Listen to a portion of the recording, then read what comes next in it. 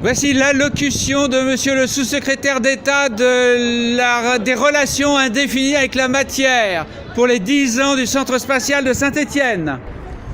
Mesdames, Mesdemoiselles, Messieurs, 10 ans.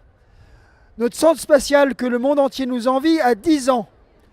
Nous ne remercierons jamais assez l'État, le Conseil régional, le Conseil général, Vinci, Alstom, les autoroutes du sud de la France et la Française des Jeux de nous avoir accompagnés pendant ces 10 années.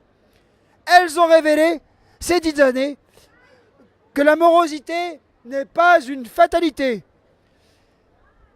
C'est cet outil de pointe qui a été offert aux Stéphanoises et aux Stéphanois, à travers lequel s'épanouit la synergie entre la recherche scientifique, l'innovation technologique, la compétitivité économique, le plein emploi, la science-fiction et surtout la poésie et l'imaginaire. Cela a permis en effet de déstabiliser les lignes, de décloisonner la créativité. Désormais, l'ingénieur et l'artiste de rue, le start-upper et le peintre sous mansarde, le scientifique et le punk à chien marchent ensemble d'un pas sûr et enthousiaste vers un avenir aux lumières chatoyantes et phosphorescentes. C'est en effet la poésie et l'art en général que nous souhaitons implanter en tant qu'activité de pointe ici, à Saint-Étienne, à l'ombre multiséculaire des Crassiers et de cette colline majestueuse, fixant à jamais le destin hors norme de cette cité unique entre toutes, celui d'éclairer, que dis-je, d'irradier le monde terrestre d'abord, puis ensuite l'univers entier. Et sachez que nous sommes proches du but. L'infini du cosmos attend avec impatience que les Stéphanoises et les Stéphanois viennent apporter la bonne nouvelle. La cité qui vit œuvrer Jean d'Asté va transformer le destin de l'infini grâce à l'art et à la culture. Qu'il est loin, qu'il semble révolu depuis longtemps, le temps où Malraux peinait à imposer ses maisons de la culture.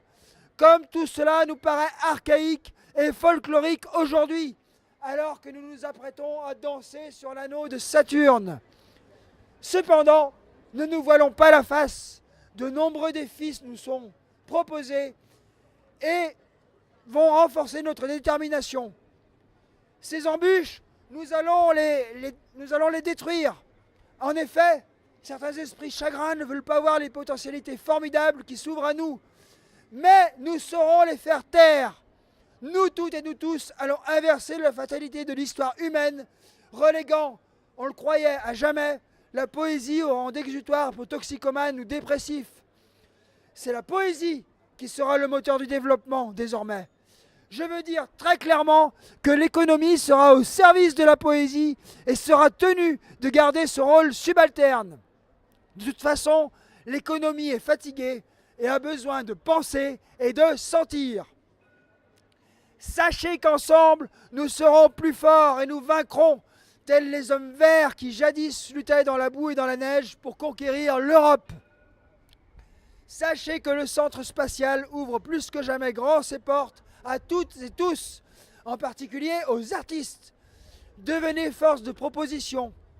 Créez, enivrez-vous de vers, de poésie, de peinture, de danse, de cirque, de théâtre, de littérature, de philosophie aussi.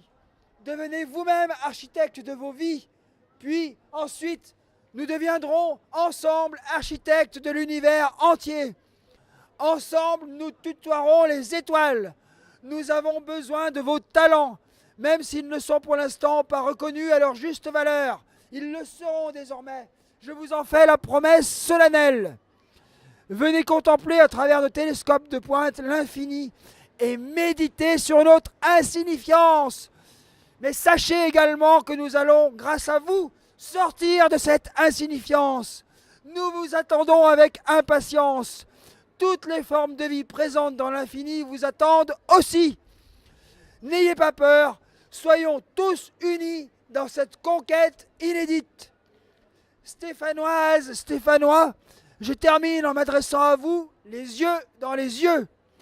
Ne passez pas à côté de cette chance que la Providence a posée au sein même du berceau de la cité, cette prestigieuse place Boivin, autour de laquelle le destin a indiqué à jamais le chemin historique et désormais métahistorique de la ville, qui, partant de son histoire laborieuse, va maintenant conquérir l'infini. C'est cette ouverture vers l'outre-monde que nous allons initier, que l'État que je représente aujourd'hui va initier à travers cette mission intergalactique de la culture et de l'art que nous avons initiée récemment.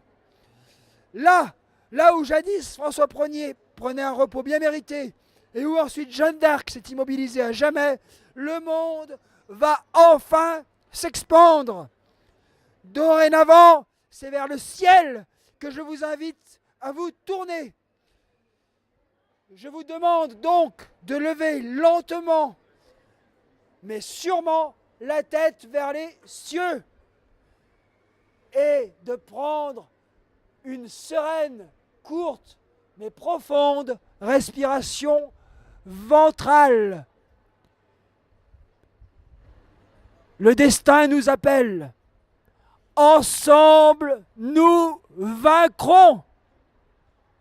Je vous remercie.